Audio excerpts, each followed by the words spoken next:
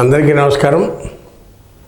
ఆంధ్రప్రదేశ్లో జనసేన దెబ్బకి తగ్గిన తెలుగుదేశం పార్టీ కూటమి ప్రభుత్వంలోని భాగస్వాములుగా ఉన్న టీడీపీ, జనసేన, బీజేపీ పార్టీలు మూడు కలిపి కూటమిగా ఉన్నాయి. ఈ కూటమి పార్టీలో ఆంధ్రప్రదేశ్ అమరావతి ఫేజ్ 2 విషయంలో జనసేనకి, తెలుగుదేశం పార్టీకి స్ప్లిట్ వచ్చినట్టు కనపడతా ఉంది. స్ప్లిట్ రావడం ఏంటంటే విభేదాలు వచ్చినాయి. ఎందుకు వచ్చినాయి విభేదాలు? చంద్రబాబు నాయుడు, నారాయణ అమరావతి ఫేజ్ 2 పేరుతో 44,000 ఎకరాల భూమి తీసుకోవాలి అనేది ఒక ప్లాన్ చేశారు. ఎందుకు ప్లాన్ చేశారు? ఇప్పుడు ల్యాండ్ కనుక తీసుకుంటే భవిష్యత్ అవసరాల దృష్ట్యా ఉపయోగపడుతుంది అనేది వీళ్ళ వాదన. ఎందుకు? ఇంటర్నేషనల్ ఎయిర్పోర్టు, మళ్ళీ స్పోర్ట్స్ సిటీ ఇవన్నీ కడతాక 44,000 ఎకరాలు కావాలని ఒక ప్రపోజల్ తయారు చేశారు. తర్వాత మళ్ళీ దాన్ని 22,000 ఎకరాలు కావాలని ఇంకో ప్రపోజల్ తయారు చేశారు. ఇట్లా ప్రజల్లో తీవ్రమైన వ్యతిరేకత వస్తూ ఉంది. మరీ ముఖ్యంగా అమరావతి ప్రాంతం అభివృద్ధి కోసం పొలాలు ఇచ్చిన రైతులు 11 ఏళ్ళు అయిపోయింది, మాకు ఇంతవరకు ఫ్లాట్లు ఇవ్వలేదు, రోడ్లు వేయలేదు, స్ట్రీట్ లైట్లు వేయలేదు, వాటర్ కనెక్షన్లు ఇవ్వలేదు, ఇంతబట్టి మాకు సంబంధించిన ఫ్లాట్లు ఇంతవరకు ఇవ్వలేదు, వాటిని తయారు చేయలేదు, అక్కడ డెవలప్మెంట్ చేయలేదు, రోడ్ల నిర్మాణం చేయలేదు. ఇవన్నీ చేయకుండా మీరు ఫేజ్ 2 పెట్టి అక్కడ రైతులు తీసుకుని దీనికే ఇంతవరకు దిక్కులేదు, దాన్ని తీసుకుని ఏం చేస్తారు? మళ్ళీ వాళ్ళని కూడా ఇబ్బంది పెడతారా?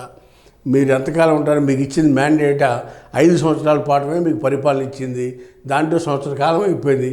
మళ్ళీ ఫేజ్ 2 అనేది వద్దు అని చెప్పి అమరావతి ఫేజ్ 1 రైతులు ఆందోళన చేస్తున్నారు.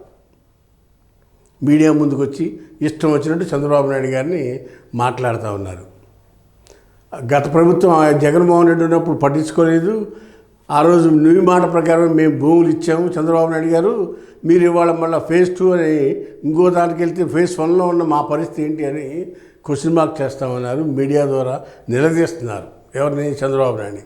అంతేకాకుండా మేధావర్గం కూడా ఫేజ్ 2 ఇప్పుడు అనవసరం, ఫేజ్ 1 గతి లేదు, ఫేజ్ 2 ఎందుకని చెప్పి మేధావులు కానీ, ఎనలిస్టులు కానీ, విశ్లేషకులు కానీ అందరూ మాట్లాడతారు. మీడియా మొత్తం కోడే కూస్తుంది ఫేజ్ 2 వద్దు అని. అలాంటి స్థితిలో జనసేన నాయకులు పవన్ కళ్యాణ్, మనోహర్ నిన్నగాక మొన్న జరిగిన క్యాబినెట్ మీటింగ్లో ఇదే విషయాన్ని ప్రస్తావించారు, ఘాటుగా ప్రస్తావించారు. ఏమని? ఫేజ్ 2 తీసుకుంటే ఇప్పటికే ఫేజ్ 1లో వ్యతిరేకత వస్తుంది, ఇది రాష్ట్రం మొత్తం అలా పాకిపోయి కూటమి ప్రభుత్వం మీద వ్యతిరేకత వచ్చేటట్టుంది, కాబట్టి ఫేజ్ 2 విషయంలో తొందరపడద్దు, వెయిట్ చేద్దామని జనసేన నాయకుడు పవన్ కళ్యాణ్, నాదెళ్ల మనోహర్ నిన్న జరిగిన క్యాబినెట్ మీటింగ్లో చంద్రబాబు నాయుడు గారిని హెచ్చరించినట్టుగాను, తొందరపాటు చర్యలు వద్దు అని చెప్పి ఫేజ్ 2 విషయం మీద మనోహర్, పవన్ కళ్యాణ్ గట్టిగా చెప్పినట్టుగా తెలుస్తోంది. దాని మీద ప్రభుత్వం, పురపాలక శాఖ మంత్రి నారాయణ గారు ప్రభుత్వం కూడా వెనకడుగేసిందని మనకు అందుతున్న సమాచారం.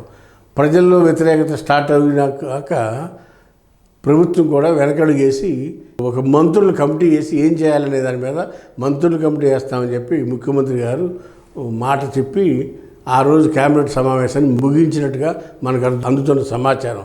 రాబోయే రోజుల్లో ఫేజ్ 2 ఉండదనేది, కొంతకాలం పాటు వెయిట్ చేస్తారనేది అర్థమవుతూ ఉంది. అయితే ఫేజ్ 1 కంప్లీట్ అయినాకే ఫేజ్ 2కి వెళ్దాం అనేది మంత్రివర్గంలో మెజారిటీ మంత్రులు కూడా అభిప్రాయపడినట్టుగా మనకు అందుతున్న సమాచారం. కాబట్టి ఫేజ్ 1లో ఉన్న రైతులు కానీ, అక్కడ ఇచ్చిన భూములు ఇచ్చిన వాళ్ళెవరూ కూడా ఆందోళన పడాల్సిన అవసరం లేదనేది ఒక వర్షన్ తెలుస్తూ ఉంది. ప్రభుత్వం అయితే ద్వంద్వ వైఖరి అవలంబిస్తుంది.